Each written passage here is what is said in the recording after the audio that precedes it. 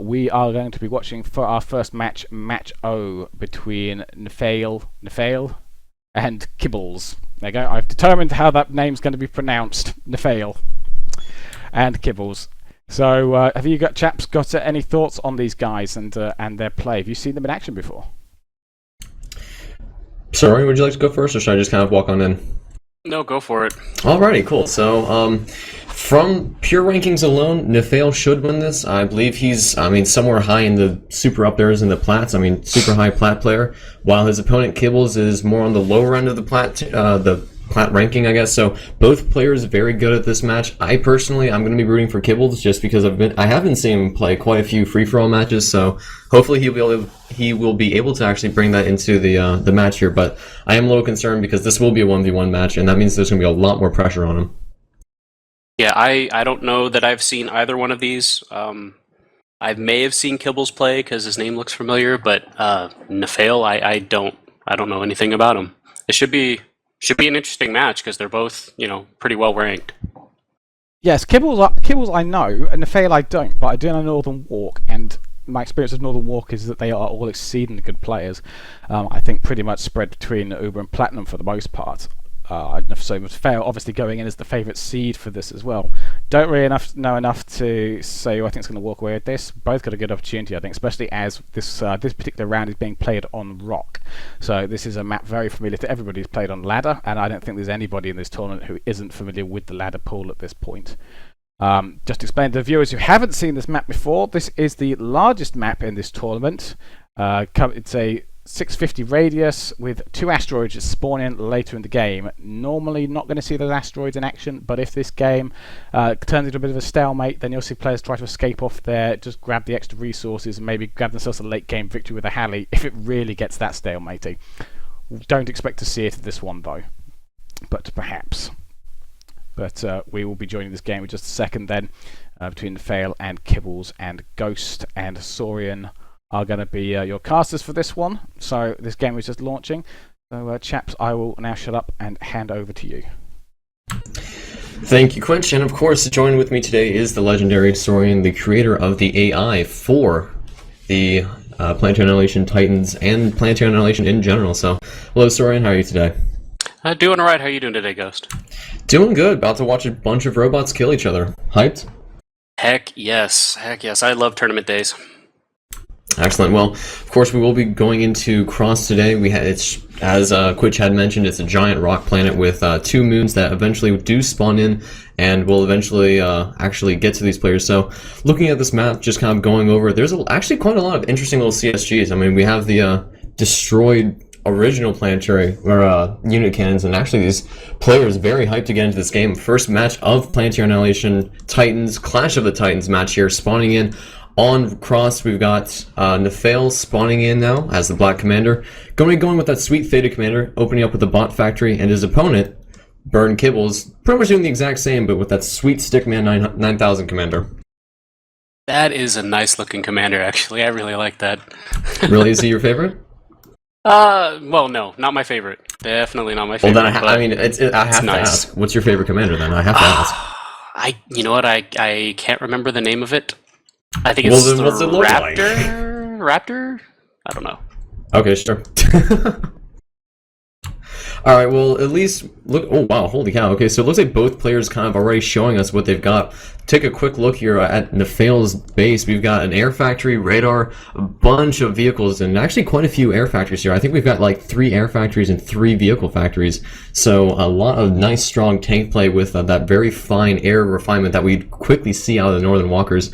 I know I've seen at least a couple times here with them. They're not exactly like PAG. Obviously they don't have that elitist swag that PAG usually has, but they definitely understand that going air, especially on a big map, is very important. Where if we take a quick look at Kibbles here, we have a lot of vehicle factories, and I'm kind of concerned here with the placement of these factories. We might see maybe a bit of an energy stall with all of these and no energy in between them.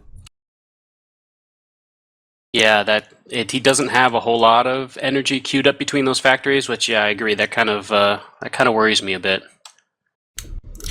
Well, right now, though, we do have a little bit of scouting going on here. anti-air or hummingbirds moving around. Actually, a firefly moving about here. That's kind of interesting to see. Usually in the higher up tier players, we'll see a hummingbird just flying around because obviously, if you can fly around with a scout plane or you can fly around with a scout plane that shoots things, one's a little bit better than the other. But looks like the firefly will get in and take a quick little look here at Nefail's base. The anti-air or the hummingbirds Kibbles scouting Nefail, and Nefail actually tried to kill it off, but it looks like he managed to dodge that away. A couple dogs here just kind of keeping the fabricators alive for the forward 4 metal extractors. Just trying to get that economy up. Of course, both players just kind of playing it, I would like to say, pretty standard. What do you think, Sorian? Yeah, it looks pretty standard so far. They've got docs go around scouting, trying to find out if there's any fabbers that they can easily kill off. Trying to keep defenses up on their opponent's metal expansions. Trying to keep them contained. Just standard play that you see in most 1v1 matches. I was gonna say it's weird. It's very clean. Like you don't see anything super cheesy or something like out of the crazy. I think both players just trying to kind of figure out what their opponent's doing here. We do have a bit of an engagement here. Doc's trying to do the cha-cha slide right now, trying to avoid some of those shots, but it looks like Kibbles' 6 dogs that attacked Nefail's 3 actually do get that, but it looks like 2 tanks now moving in will clean this up, and as I always tell players, you gotta have at least three dogs versus 1 tank, or you just will never be able to get enough surface focus fire to kill it off now. Looks like Kibbles will back off with the surviving 2 dogs, and another, I think it was this about 8 dogs are going to start moving in here, but they will get quickly found by the radar for Nefail and get quickly, I guess, met at the front door. I don't know. It's not really a choke point like you have on Bedlam where you've got that like Illuminati looking thing going on, but another cha-cha dance going on, and it looks like Nefail will win that one. The 2 tanks, though, moving to greet any more dogs that might show up in. Again, it's weird to say, but this is very clean and just kind of simplistic play out of both players. Neither one really trying to get the surprise advantage against their opponent. I agree, although it looks like Kibbles is doing a little bit better at the economy game than Nefail. Well, no, actually, it could go either way. Kibbles was doing really well as I was talking, and then all of a sudden he started wasting metal, which that's not a good of thing. Course. Especially early on in the game when you're trying to get factories up, trying to get those factories pumping out units. Wasting metal hurts, and he has the metal income advantage at the moment, but when he's wasting it, it's basically just throwing that advantage away. Mm-hmm. And then surprisingly enough, it looks like he might have actually planned this out really well, because so far he hasn't built an extra energy plant off of that giant row of factories that we saw. And we were kind of complaining like, not too sure about how the efficiency is going to play out. But so far, I mean, he's still at 100%, and though he is floating a little bit, which is a bit of an issue, he's doing it, I mean, pretty much okayly, because that's a word, Yeah. It's 131 metal versus 82, so though he is floating kind of hard here, he's still doing it better than his opponent. So it's bad, but still not too bad at the same time, Yeah, no, I expected him to be stalling energy by now, but he's not. He's not stalling energy. He's balancing it perfectly, and Nefail is actually wasting a lot of energy, which means he probably went too far the other way and built too many power plants to begin with. Mm-hmm. Now, as this has been going on, though, it looks like we do have a bit of scouting going, or a little bit of raiding here from the dogs.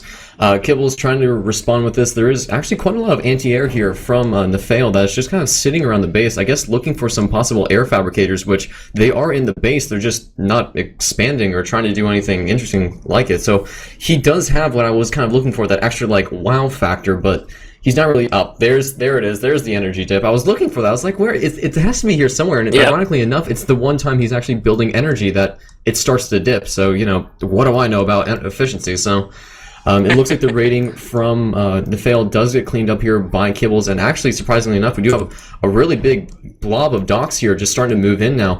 They will get greeted by Nefail, but I think Kibbles has more docks here. He's going to just run right through these, and he does break through Nefail's docks, so he will start getting some of these metal extractors for free, and especially in a situation like this where Nefail does have numerically less metal than his opponent, it's just going to slow him down all the more. He does manage to survive, keep those 2... Oh, he didn't get the metal extractor. Kibbles, you need to go back, turn him around. You're not killing them all. Kibbles, Okay, he does decide to just sit there and just kind of let them drink a little bit of tea there. Okay, he's going to go through a second pipe. So right now the Docs deciding that they want to sprout some wings and become bombers. They're going to try and make a second swipe, or they're going to just ignore that metal extractor. It's down to 5%. I guess he just wants to bother me because that is never going to die now.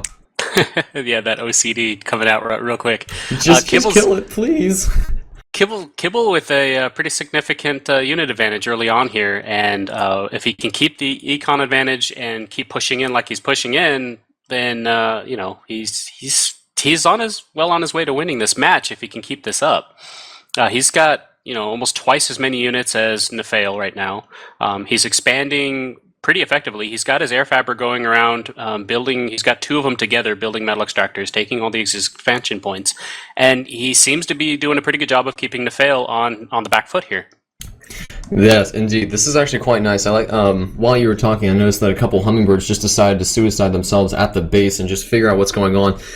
It might have seemed as a waste of 3 hummingbirds, but really, I actually kind of liked it a whole lot because you got to see everything that was going on inside of Nefail's base, and now Kibbles moving in, realizing I've got quite a few tanks here. Those fabricators, are not grabbing the metal in his base. So in Kibbles' shoes right now, he has to know Nefail's probably sweating a little bit, knowing that there are units. Technically not everywhere on his base, but I mean they've definitely been everywhere. The docks do get cleaned up that did that somewhat efficient, though one metal extractor survived bombing raid. The tank's now moving in here for Kibbles, and goodness gracious, he's got a couple flame tanks. It's nice to absorb a little bit of damage, but there really isn't much. A bomber now showing up here to do a little bit of peppering though, and this will be nice. He's got another group coming in on the other side. Nice, so the bombers are focusing on one side of the base. He's got another group of tanks coming in on the other side, and more docks coming in too. This is really nice to see. And actually, I think in that northern or that more upper attack, the other attack side, I don't know, wherever it's going on here. I mean, he does have some anti-air in that. And goodness gracious, flame tank getting in there, getting like 4 or 5 tanks in its own time. And the other docks raid that was coming in from the side that didn't have any anti-air does come in and actually gets off another kills a metal extractor. Might get the oh my goodness, Kibbles, come on, man. Okay, he gets it. There he goes. He went back. Good. He heard you that time. And I think the wall of Helm's Deep has been broken here. Kibbles breaking through into Nefail's base, and I mean, Nefail has this chance. He's still at 100% efficiency, but everything around him is crumbling, and I think we might see a suicidal commander in a couple seconds here. Yeah, absolutely. Like Kibbles still bugging the heck out of me with the amount of wastage going on here, but doing a really good job of staying ahead of Nefail. He's still got the unit advantage. Doesn't have the factory advantage, oddly enough. But yeah, really taking his advantage and pushing it on Nefail quite effectively. Nefail does have these units out on the side of the planet. Looked like they were going around killing off some of these metal extractors on the side over here. But I believe his focus is so much on protecting his main base right now that he just kind of forgot that those units are out there. Oh, that would have been really good too, especially 286 versus 103, where just any advantage he can get his hands on right now would be important, because he has quite literally lost all except for one, because it just wants to bother me. All except for one metal extractor has been lost inside his own base, and I think if he just manages to get that back up, holds it, and then maybe gets some tier 2 or just tries to get something cheeky out, he might be able to come back at this. But right now, unless he decides to start remicroing some of those tanks and docks that are just sitting over there on the other side of the planet, he will probably just kind of slowly fall deeper and deeper into the pit that is this loss. And those tanks that he forgot about are now getting peppered by bombers. Oh, that's never a good sign. Oh.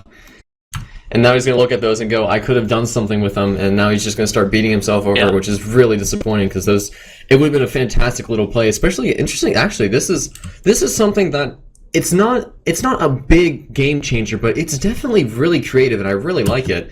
Looks like we got the final push going on from Kibbles into Nefail's base. The commander's right out there in front. We'll see if he can get an effective Uber cannon. It was a good start. It was a good start. It was definitely a good start. Kibbles units peeling off away from the commander to go inflict some more damage on Nefail's base, just to keep him down some more, taking out factories, taking out power generators, keeping him down in this match. No, definitely. And they're heading straight for that metal extractor. Okay, good. He does finally get the last metal extractor in the base. I think if that isn't the nail in the coffin, then I don't know what is here. Kibbles just kind of playing it safe. He's going to avoid the commander, kill everything in the base, and then get the crown jewel itself, as it is kind of hard to kill things when there's other things trying to stop you from killing it. So, you know, it's whatever. Yeah, that Uber Cannon, especially if you get into the group of tanks instead of the Infernos, is really, really effective. Very much so. While this has been going on, though, Kibbles has realized that he just needs to kind of break the stance of Nefail just a little bit more to kind of force him down onto his knees, and he officially has.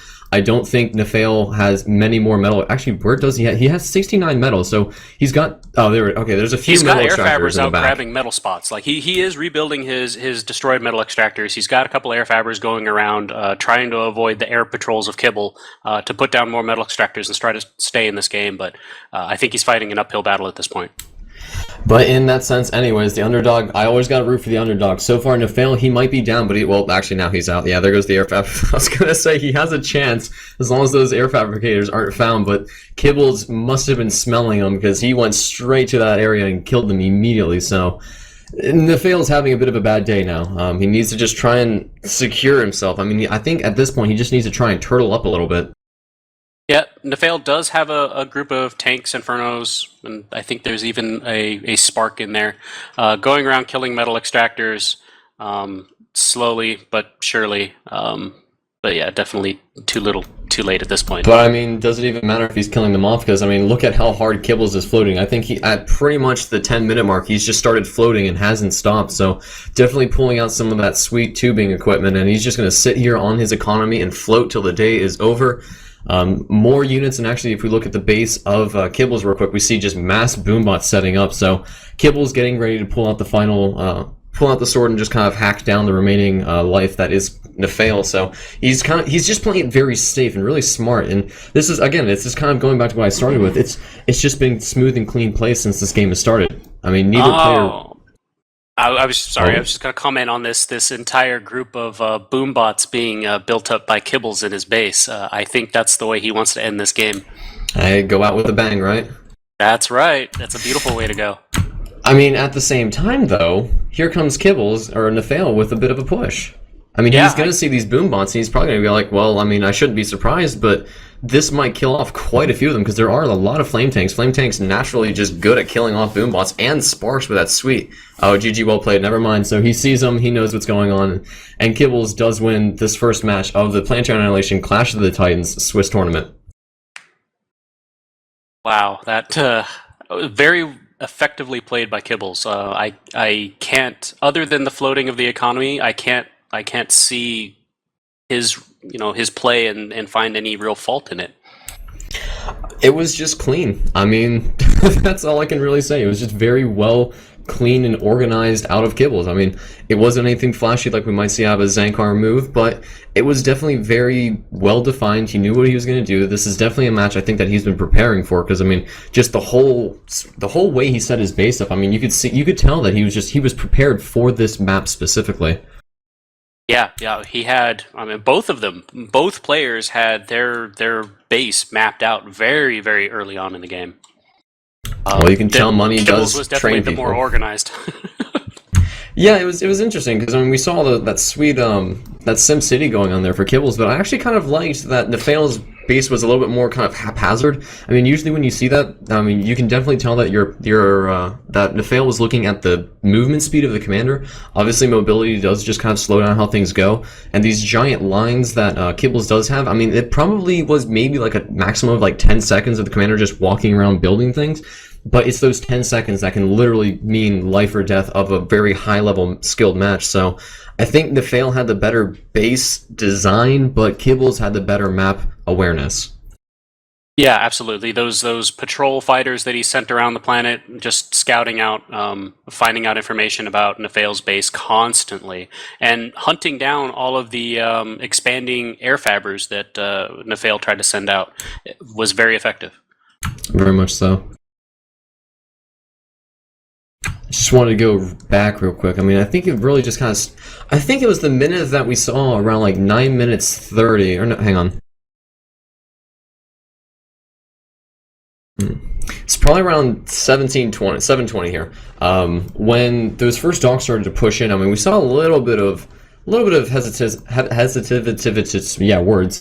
But those dogs that came in through the back didn't get that metal extractor. It seemed like the minute that happened, Nafale just seemed to always kind of just be stumbling on the back foot. He tried to regain his composure, and then another tank army came in. I mean, it was like the minute that Kibbles got himself in the right position, he just kept hacking and slashing at just the right areas that Nafale needed. That Nafale needed to just crumble. I mean, he just cut all the right ropes and all the right loose ends and just everything that made Nafale. It just seemed to fall apart. So, Kibbles' play was just absolutely fantastic.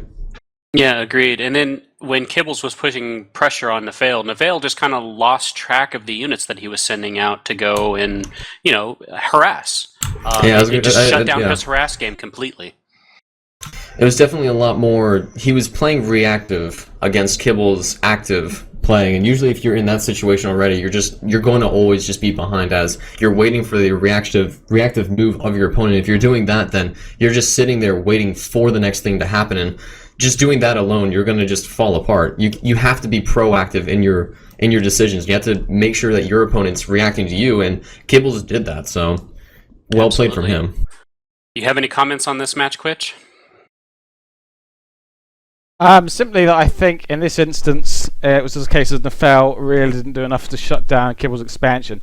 We saw let's have a look at the graph here. I mean, the metal production from Kibbles was already ahead, just at the 5-minute mark. You can see there's already a big gap opening up between them, and then around 7 minutes, an explosion in his economy, and Nafale just was just way too passive. He sat back and he allowed Kibbles to make those. Kibbles got in Nafale's face. Started shutting down his expansion, and you could see with some of the idling units later as well that Nafale simply wasn't up to the ability to defend his base and raid back at the same time, and just having Kibbles in his face like that seemed to shut him down completely. And the second that you start only defending what you already have, you're doomed, because there's a lot of metal on this planet. On the backside, there's that spread there, quite a lot of mechs there. Was that like 15 mechs or something? And you can't afford to lose that. And he never had a grip on the 4 mechs out the front of his base as well. And a bit like Forge, I think that's really a good indication of who's winning. If you lose your front 4, then you're pretty much doomed. And I'm not even sure if he ever had any mechs on those front 4. That's how solid a grip the Kibbles had on this map. No, I believe Nafale tried to go for the backwards expansion, but I mean, we did see he had 2 air fabricators that were expanding, and I think he had 4, 6, about 11 or 12 metal extractors in the back of the base. But again, we had gone over a couple times here. Kibbles' just map and air awareness was just absolutely fantastic, and he expanded, but then when he tried to expand, it was just immediately shut down by Kibbles. Yeah, Nafale he expanded over the unit cannon way as well, and there was a point where he had some expansion over on that side, but the problem is I think once he lost his expanding fabbers, he never really replaced them. He never got back to doing that kind of expansion again, and I think that's just because he got so focused on defending his own base that he just lost sight of the fact that he had to expand as well. And there was a great opportunity for him, because although Kibbles is well ahead in terms of economy, he's also floating that advantage for most of the game. Really, the only thing that's keeping him in the lead, for the most part, is the fact that he had more units, because he was coming out on top in the engagements. But when you look at pure production capabilities, it was actually a lot closer than the economy made it look. I think a Sorian complained about a lot, the fact that he was in the blue most of the time, which is, anyone will tell you that the blue is very bad. You should never be in the blue. Better to be in the red than it is to be in the blue. But, right, absolutely. Yeah, and he had vehicle factories as well, so just get a few fabbers out and suck up that excess metal, and just start pumping out more factories. When you're floating like that, that's just a sign that you don't have enough fabbers. Get some out, balance out your eco, and then spam out the factories, or tech up if you've got enough spare economy going on. Yeah, and Kibbles definitely could have teched up this game if he really wanted to. If he wanted to go to tier 2, it absolutely would have been a possibility. Yeah, I was actually going to piggyback off of that story. And it was actually kind of interesting that he didn't decide to go tier 2, especially when we'll see it with much higher ranked players.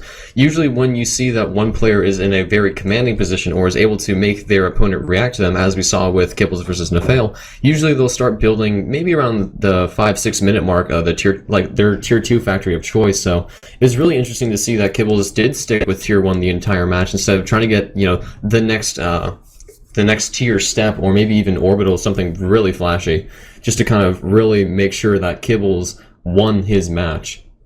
I think even now, there's a lot of players. There's a lot of players still playing under the old mindset where the tier 2 is not a thing that you do in a 1v1. And of course, since the launch of Titans, that hasn't really been the case. There is a window for getting tier 2 in there, and the power of the tier 2 Fabber, rather than the tier 2 offensive units, can really turn the tide. But it is just a naturally risky play, because if it gets scouted, if someone knows that you're teching, they can sort of get you right on the back foot if they know how to counter it. I think with the pressure that Kibbles had on Nefail, that probably staying tier 1 was a smart choice, because really his advantage was entirely through unit pressure, and the second you start teching, that unit pressure, you have to pull back a bit. You can't pump out the same number of units as you can, because you're putting it on to get that factory up and then booming your economy. And if you want to stay in Nefail's face, he could afford that. I actually disagree with that assessment. Yeah, he was I think if he had hard. gotten another Fabber or two out, with the amount of metal that he was floating this entire time and was still managing to keep the unit advantage, he could have teched without a problem and wouldn't have affected his economy at all. Well, he would have been able to pump out just as many units. Well, we see I think his only issue was energy. Yeah, well, that's just it, though, isn't it? The 6-minute mark starts tanking the energy, and when you go tier 2, because what you're going tier 2 for is the fabbers that come out of that factory, but those fabbers and that factory are very energy expensive. So if you're already struggling with the tier 1 economy, and you try and go tier 2 with that energy, you can collapse your entire production network. And he might have suddenly found a very quick reversal of fortune, where because he couldn't produce anymore and his economy advantage wasn't that great because he'd been floating, that Nefail was suddenly in his face instead. So then, is it safe to say for the next couple matches that we see with Kibbles that he might need to improve his energy efficiency, but other than that, making sure his just general economy balance is more on point for the other couple matches? Because in terms of micro, I think we saw very well played matches or well played skill out of Kibbles. It was just that economy game seemed to be not the best. I mean, there's still improvement space, but I think that's the only thing he really needs to work on for the next couple matches. Yeah. Yeah, I agree. He could go really far in this tournament if he can get his economy under control. Yeah, I think so. I mean, you look at the graph, from about 5 minutes onwards, he was floating every second of the game in terms of metal. He definitely needs to get that under control. And the stats at the end say he's only used, 67% of his metal, which is really, really low. You should be aiming to have used about 90 to 95% of metal. But I would say 95% is really good play. And energy tends to be a little vague because you can float that really easily. At 67%, that's really low, and as he comes up against better players, he's going to need to get a title handle on that economy, or he's going to just fall into that trap. And I think this is more like something that you see at the platinum levels, where players expand more than they have the ability to produce. And it can be a trap because you spend a lot of energy into that expansion, but you're not turning it into troops. Your opponent balances their eco out better. And then suddenly they've turned it round and they've got more troops in your face, even though you're thinking, how I owned the map. Right.